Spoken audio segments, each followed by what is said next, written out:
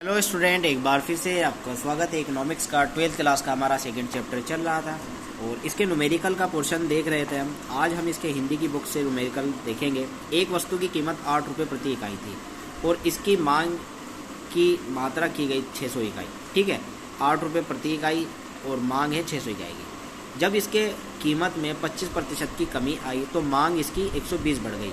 Consumer equilibrium में हम यही देख रहे थे कि भाई इसमें या कीमत जब कम होती है तो मांग बढ़ती है और जब कीमत बढ़ जाती है तो मांग घट जाती है। तो इस क्वेश्चन में वही हुआ, यहाँ पर कीमत कम हुई तो इसकी मांग बढ़ गई। ठीक है, कीमत 8 थी पहले 600 इकाई की। ठीक है, लेकिन जैसे ही 25% कम हुई, 8 का अगर 25% देखें तो 2 रुपये होता है। 2 रुपये इसमें से घटे, 6 रुपये पे ये आई तो इसकी मांग बढ़ गई। 600 से 120 मांग बढ़ी तो ये 720 हो गई। ठीक है, 120 की बढ़त हुई। अब 720 हो गई है नई मांग। 600 प्लस 120 720। इसका फॉर्मूला था हमारा मांग की लॉस। ईडी बराबर मांग में प्रतिशत परिवर्तन और कीमत में प्रतिशत परिवर्तन। यहाँ पर कीमत में तो प्रतिशत परिवर्तन दिया हुआ है लेकिन मांग में प्रतिशत परिवर्तन नहीं दिया। वो किस तरह करेंगे? इसका फॉर्मूला था कि जितने का चेंज हुआ वो ऊपर आएगा, जैसे 120 ऊपर आएगा और जितना पहले इकाई थी, पहले थी 600, वो नीचे आएगा इंटू 100।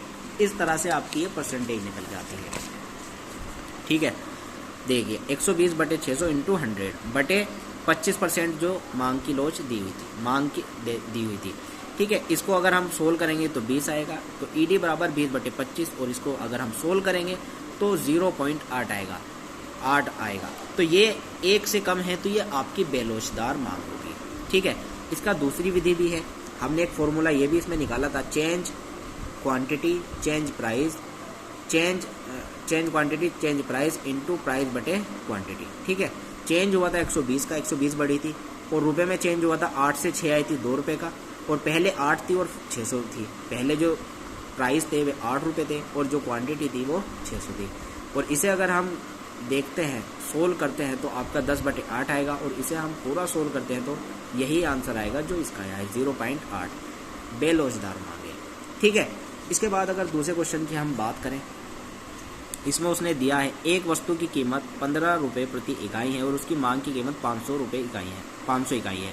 उसकी कीमत में 20% की कमी होने से उसकी मांग की कीमत 80 बढ़ गई। ठीक है, इसकी मांग की लोच का परिकलन कीजिए। मांग की कीमत लोच का परिकलन कीजिए। क्या इसकी मांग बेलोचदार है? अपने उत्तर के लिए कारण दीजिए।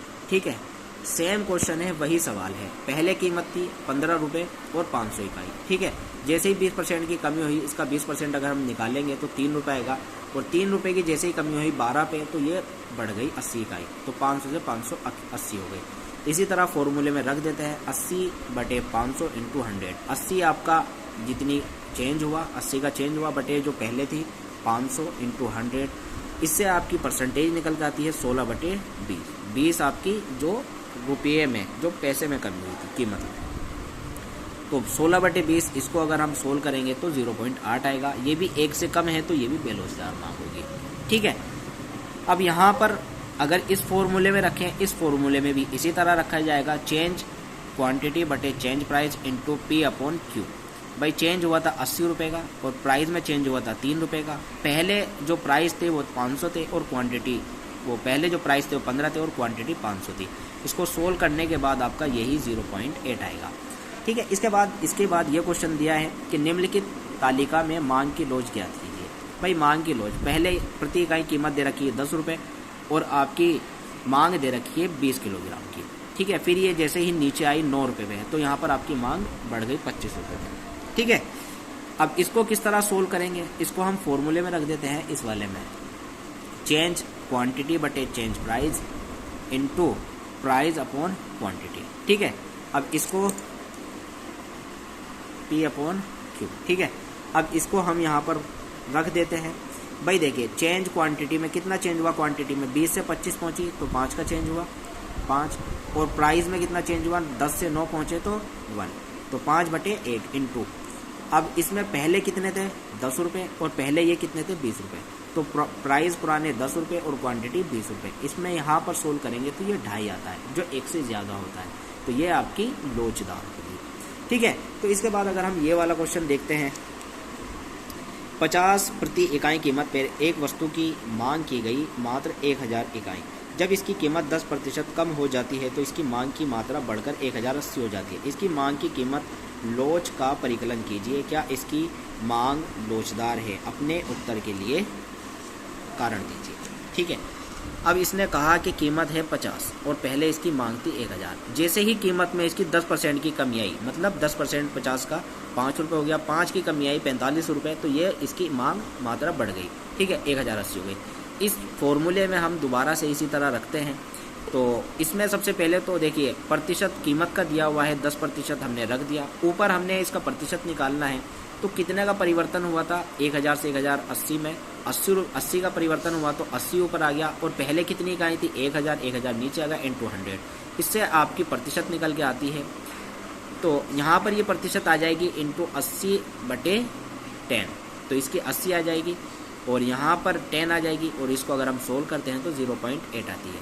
तो ये भी बेलोचदार मांग होगी। ठीक है, इसके बाद अगर हम बात करें, जब एक वस्तु की कीमत 20 रुपये प्रति इकाई कीमत से घटकर 16 रुपये प्रति इकाई हो जाती है और इसकी मांग 1000 इकाई से बढ़कर 1060 इकाई हो जाती है, इसकी मांग की लोच का परिकलन कीजिए। ईडी निकालना है हमारा, change into quantity, change into price बटे क्वांटिटी। ठीक है, अब इसमें देखिए चेंज कितना हुआ क्वांटिटी में? 1000 से 1160 हो गए, 160 का चेंज हुआ, और प्राइस में 20 से 16 हो गए, 4 का चेंज हुआ, इंटू अब यहाँ पर पहले जो 20 थे कीमत और मात्रा थी 1000, तो 20/1000, इसको सोल्व करेंगे तो 0.8 आएगा, जो बेलोचदार मांग होगी। ठीक है, इसके बाद बात करें हम इस क्वेश्चन की, जब एक वस्तु की कीमत 10% गिरती है तो उसकी मांग 40 इकाई से बढ़कर 50 इकाई हो जाती है। प्रतिशत विधि द्वारा मांग की कीमत लोच का ज्ञात कीजिए। भाई प्रतिशत विधि निकालनी है हमें, लगानी है हमें ये वाली। ठीक है, तो इसमें पहले जो इकाई थी वो 40 इकाई थी, और जैसे ही ये बढ़ी 50 पे तो 10 का डिफरेंस आया। तो पहले हम इस इकाई का ही परसेंटेज निकालते हैं, क्योंकि कीमत का परसेंटेज दिया हुआ है। तो 10 की चेंज हुआ 10/40, 40 पहले था, इंटू 100, तो 25% आया, तो 25/10 हो गया। इसका भी प्रतिशत आ गया मांग का, और कीमत का प्रतिशत दिया हुआ है। 25/10 को अगर भाग देते हैं तो 2.5 आता है, यही इसका आंसर होगा। तो ये थी वीडियो, उम्मीद करता हूँ आपके समझ में।